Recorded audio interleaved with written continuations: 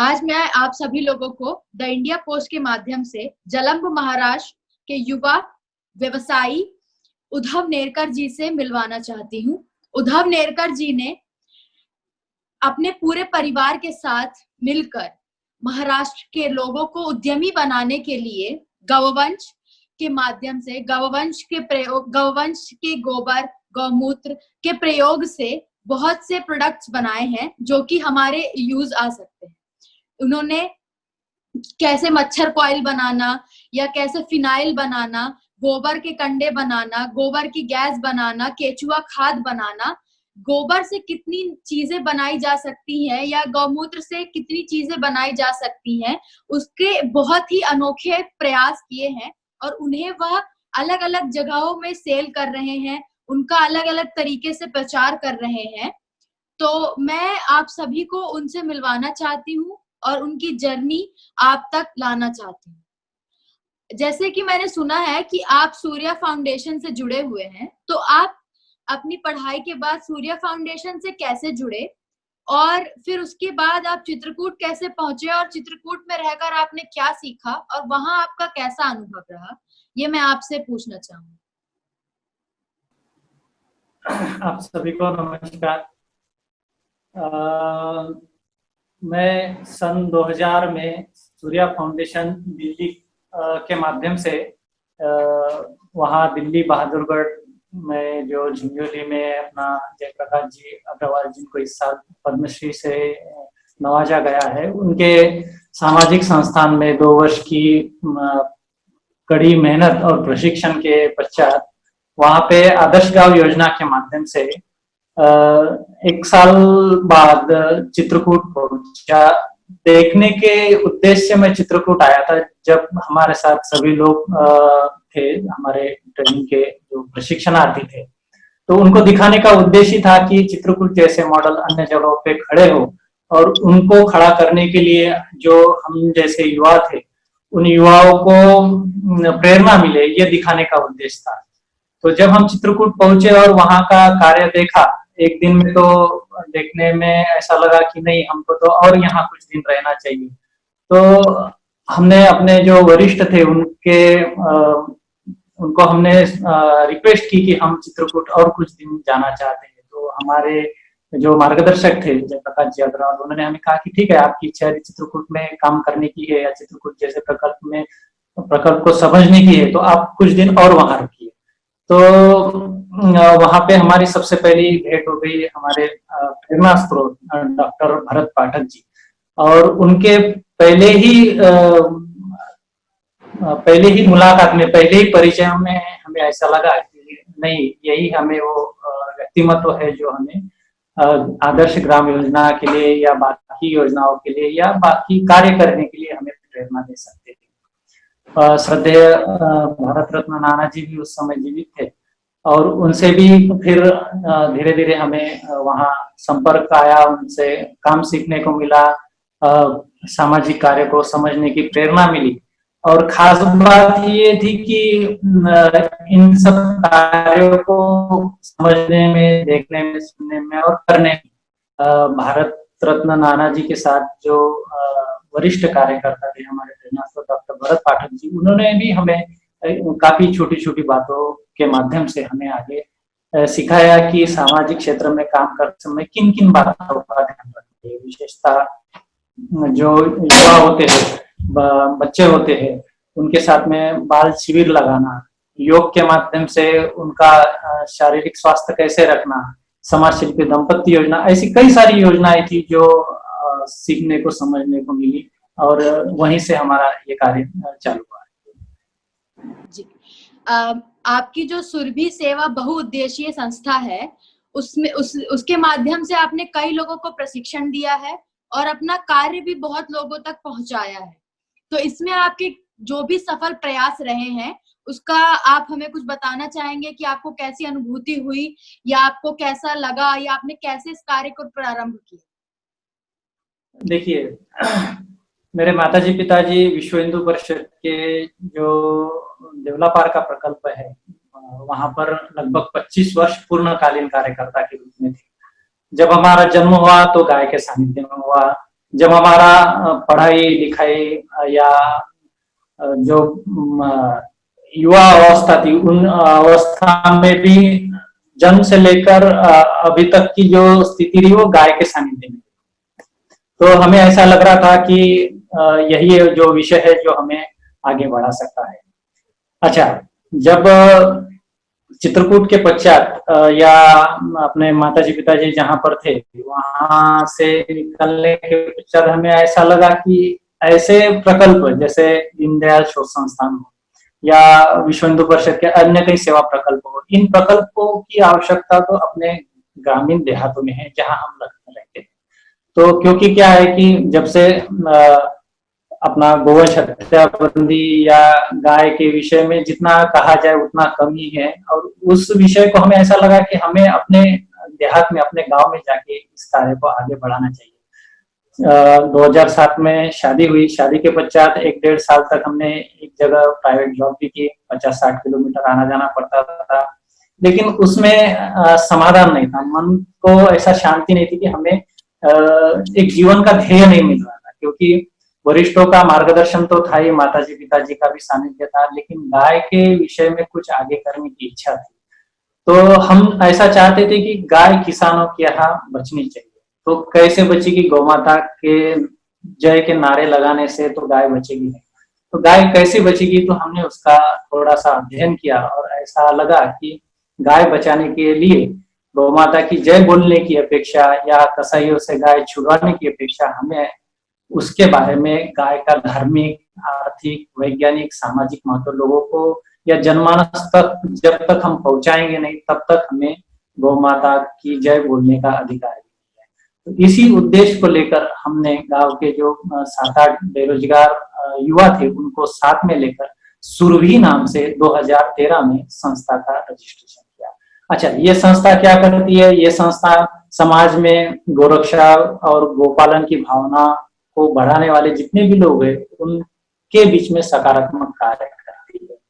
रासायनिक खाद आजकल काफी ज्यादा किसान यूज करते हैं, तो उसको कम करने के लिए किस तरह से उसको अल्टरनेटिव दिया जा सकता है उसके बारे में हम लोगों ने प्रचार प्रसार किया। उसके अलावा विलुप्त हो रही देशी गोवंश की प्रजातियों का संरक्षण और संवर्धन करने का काम हम लोगों ने प्रारंभ किया। विष मुक्त जैविक खेती से धान्य सब्जी की विपणन व्यवस्था करना, जैविक खेती का स्तर क्षेत्रीशाला फार्मर ट्रेनिंग स्कूल के माध्यम से ग्राम स्तर पर, समूह स्तर पर उपलब्ध करने का प्रयास है। प्राचीन शिक्षा, स्वास्थ्य, सदाचार और स्वावलंबन को जनसहभागिता के आधार पर पुनर्स्थापित करना, इन 5-7 बिंदुओं को ध्यान में रखकर हमने अपने सुरभि सेवा उद्देश्य संस्था के माध्यम से कार्य आरंभ किया है। जैसे आपने बताया कि अभी कोरोना भी बहुत बढ़ रहा है, तो हमें पता चला कि आपने Amazon में भी अपने प्रोडक्ट्स को बेचा। ऑनलाइन आप अपने जो प्रोडक्ट्स बनाते हैं उन्हें बेच रहे हैं। तो जो लोकल मार्केट है और जो Amazon तक आपकी जर्नी कैसी रही, और कैसे आपने लोकल मार्केट के प्रोडक्ट को या जो अभी जो इतने कम मात्रा में बन रहे प्रोडक्ट हैं जो एकदम ऑर्गेनिक प्रोडक्ट हैं उनको कैसे Amazon तक पहुंचाया, और ये जर्नी में आपको क्या सीखने को मिला और क्या चेंजेस थे या क्या कठिनाइयां थी? देखिए, कैसा रहता है कि मार्केटिंग का एक सिद्धांत है, अपना उत्पाद दूसरों के उत्पादन से किस तरह से बेटर है ये हमें प्रूव करना पड़ता है। और लोगों को आजकल ऑनलाइन या जो भी प्रगत मीडिया बोलिए, फेसबुक, ट्विटर, व्हाट्सएप, इनके माध्यम से रासायनिक या केमिकल के जो भी उत्पाद है उसके जो साइड इफेक्ट है वो लोगों को मालूम है।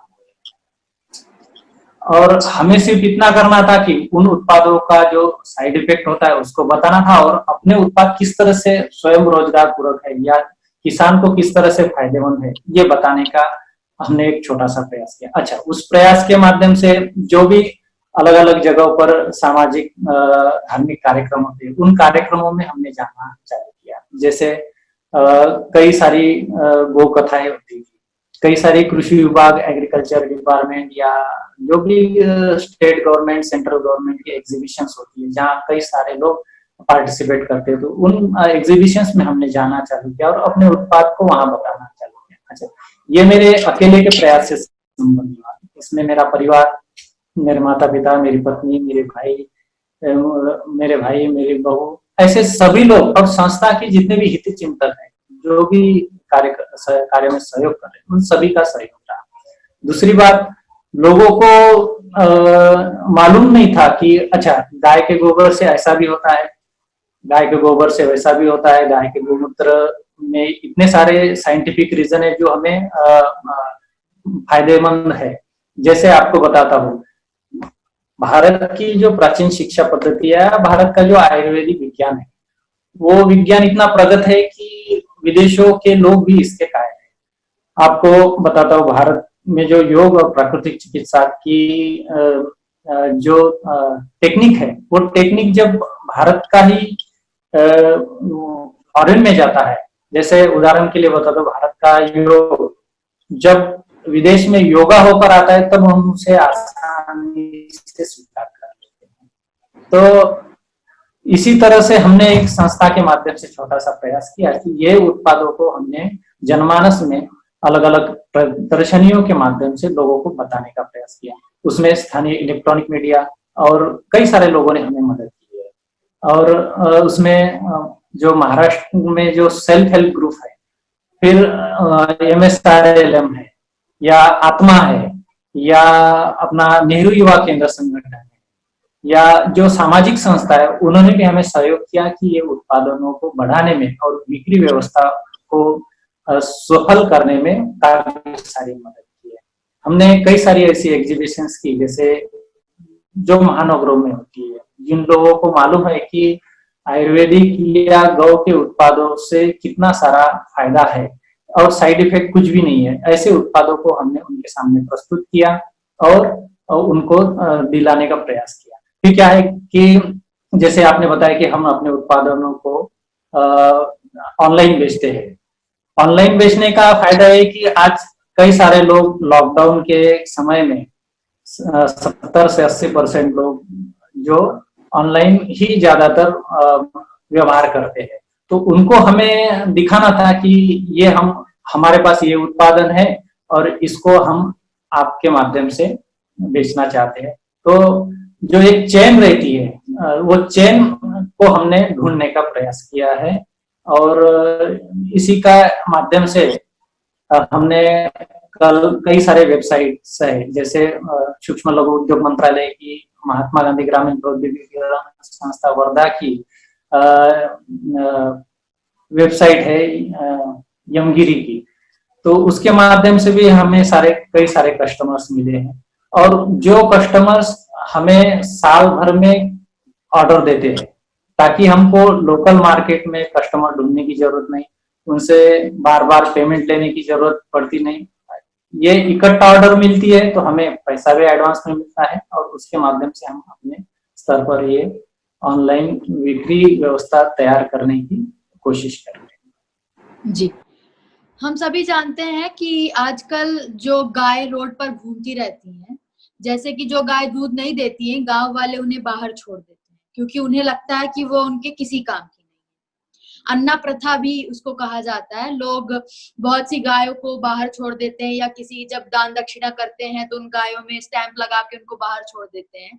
या अभी हमने देखा एक गाय थी, रोड में घूम रही थी, उस गाभिन थी और उसको किसी ने जैसे हाथी को बॉम्ब दे दिया था, वैसे उस गौ माता को बॉम्ब दे दिया, तो उसकी जो जबड़ा था वो फट गया।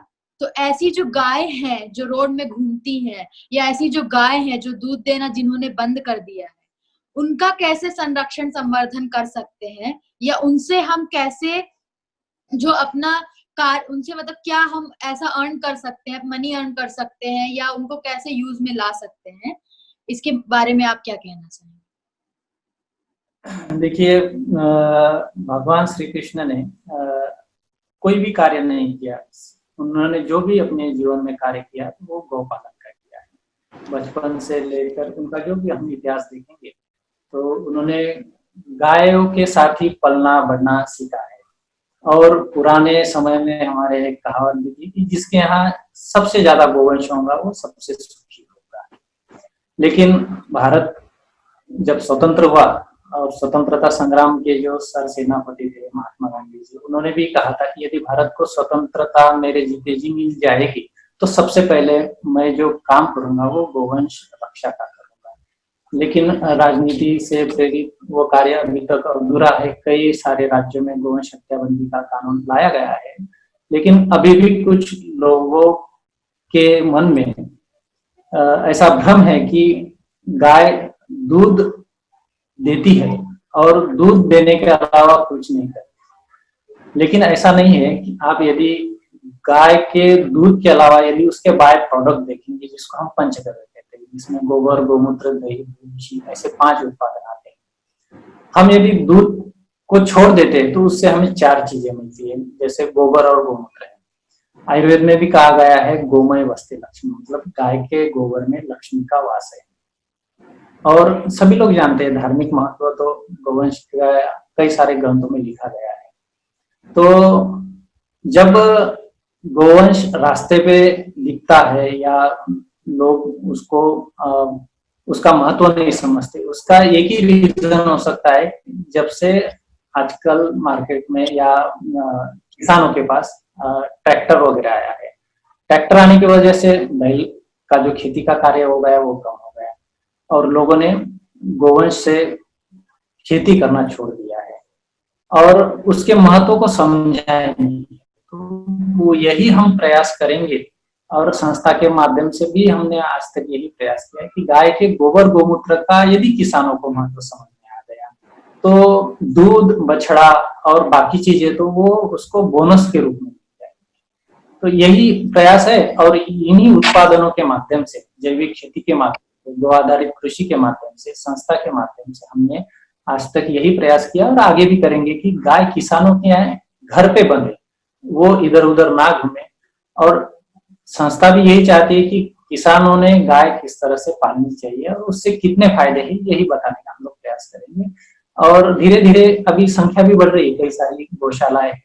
गौशाला तो एक प्रकार से वृद्धाश्रम होता है, जैसे वृद्ध लोगों को बच्चे छोड़ देते हैं तो वो वृद्धाश्रम में जाके रहते, तो गौशाला ये वृद्धाश्रम ही है। हमारा प्रयास ये है कि हम किसानों के यहाँ उनके घर पे गाय बंधे और उनका वो हंसी खुशी से पालन करे और उस पालन करने के लिए उनकी मानसिकता बदलने का काम हम लोग आज कर रहे हैं और आगे भी करेंगे।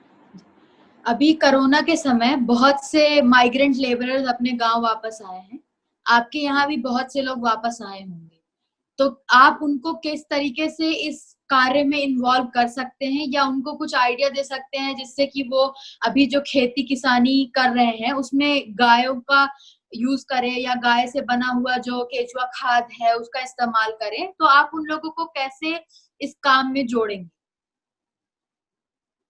देखिए, बेरोजगारी की समस्या कोरोना के पहले थी, अभी काफी मात्रा में बढ़ गई है क्योंकि शहर का जो भी युवा है वो सब अपने घर आने लगा है और अभी भी निरंतर वो उनका आना चालू है।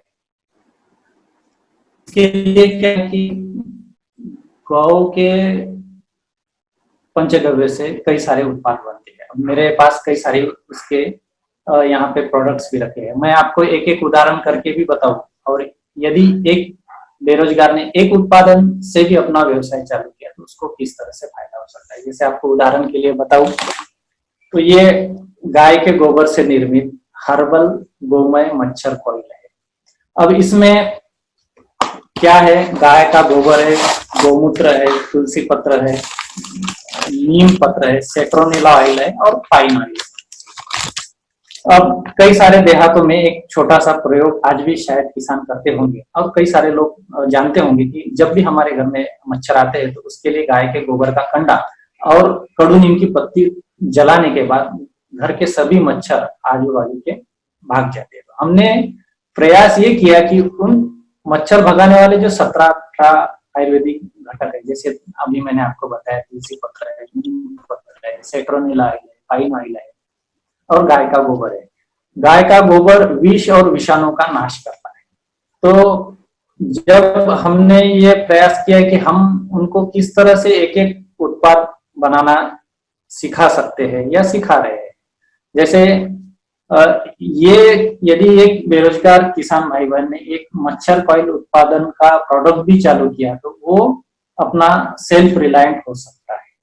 अब इसमें क्या लगेगा, सिर्फ जो एक मशीन आती है इसको बनाने की, हैंडमेड है, वो मशीन हैंडमेड है और उसको चलाने में एक महिला एक दिन में कम से कम इस टाइप के 500 पैकेट वो घर पे बना सके। अच्छा, इसको एज ए बिजनेस चालू करने के लिए किसी प्रकार का लाइसेंस की आवश्यकता नहीं, क्योंकि लाइसेंस तभी लगेगा जब आप इसमें केमिकल यूज करेंगे। अब ये तो विदाउट केमिकल है और रॉ मटेरियल आपके पास 70% रॉ मटेरियल सब आजू बाजू के खेत में मिल सकता है, आजू बाजू के परिसर में मिल सकता है, तो इसको बनाने में ज्यादा खर्चा नहीं आएगा। अच्छा, यूनिट कॉस्ट की यदि बात करेंगे तो लगभग अभी हम लोग ये एक पैकेट मतलब 10 कॉइल, ये 10 कॉइल हम लोग इसकी MRP है 50 रुपए और ये हमें घर पे बन सकता है लगभग 18 से 20 रुपए, मतलब एक बॉक्स पे हमें 30 रुपए मिल सकते हैं। तो और 30 रुपए मतलब 18 रुपए यदि हम इसकी यूनिट कॉस्ट पकड़ेंगे और 5-10 रुपए होलसेलर डीलर को भी यदि देंगे तो भी हमें लगभग 20 से 25 रुपए एक पैकेट से बचता है। तो यही एक उद्देश्य है और इस तरह से कई सारे संस्थाएं, कई सारी गौशालाएं, कई सारे प्रोडक्ट बनाते हैं। हमने तो ऐसे प्रोडक्ट को चुना है जो किसान, बेरोजगार युवा, सेल्फ हेल्प ग्रुप घर के घर में कम लागत में बना सकते हैं और उससे ज्यादा प्रॉफिट ले सकते हैं, जिसमें लाइसेंस की कोई ज्यादा झंझट नहीं, रॉ मटेरियल जनरली अवेलेबल हो। ऐसे ही उत्पादों को हमने चुना है और ये यदि उत्पाद यदि किसान या बेरोजगार या गौशालाओं के जो संचालक वो यदि बनाना चालू करेंगे तो उनकी गौशाला सेल्फ रिलायंट हो सकती है, उन बेरोजगार युवाओं को रोजगार मिल सकता है। और प्रशिक्षण के माध्यम से आज तक हमने कई सारे गौशालाओं को, बेरोजगार किसानों को इसका प्रशिक्षण दिया है। एक उदाहरण के तौर पे मैं आपको बताता हूँ, 2017 में जालना की एक गौशाला है, उस गौशाला ने अपना गोवंश बेचने के लिए विज्ञापन दिया था न्यूज़पेपर में। उसको कहीं से तो भी मालूम हुआ कि जलम ने सुरभि सेवा बहुउद्देशीय संस्था इस प्रकार का उत्पादन बनाने की प्रशिक्षण देती है, तो वो हमारे पास आया, हमसे पूरा सीखा, उत्पादन बनाना सीखा।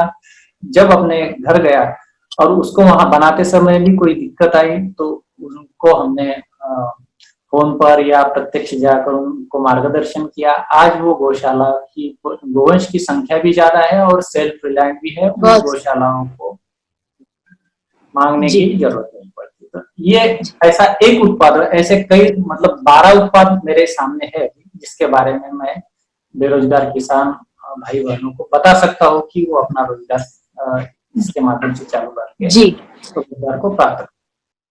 आपने बहुत ही अच्छी तरीके से हमें बताया कि कैसे हम सब इस कड़ी में जुड़ सकते हैं और इससे कुछ ना कुछ सीख सकते हैं। आपने एक बहुत ही महत्वपूर्ण बात कही कि गौ माता की जय और गौ माता के लिए प्रोटेस्ट करने से गाय नहीं बचाई जा सकती या बुचर शॉप बंद करने से गाय नहीं बचा सकती।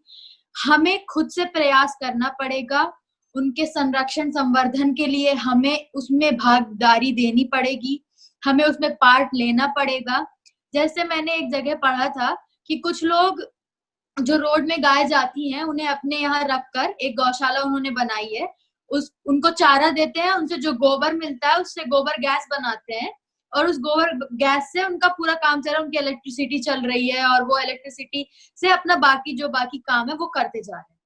तो कितनी अच्छी बात है, क्योंकि एक गाय बहुत महंगी आती है। तो जो किसान के पास पैसा नहीं है गाय खरीदने का, वो कम से कम जो रोड में जा रही गाय है उसको अडॉप्ट कर सकता है, उसको अपने पास रख सकता है। उनके खेत में से जो बचा हुआ चारा, जो घास फूस होती है, वो उसे दे सकता है चारा की तरह। वो चारा खाएगी, जो गोबर आएगा उससे वो कंडे बना सकते हैं या जैसे सर ने बताया क्वाइल बना सकते हैं, उसे बेच सकते हैं। तो आपको फ्री में एक गाय मिल रही है जिसको आप पाल सकते हैं और उससे आप अपने लिए पैसा अर्न कर सकते हैं। तो जो रोड में जाती हुई गाय है उनके लिए जो हम पिटी फील करते हैं कि they are dying, we shouldn't feel pity for them. We should try to adopt them, or maybe give them to other people and give them some money so they can protect the cows, and not go around the bushes and say we should save the cows.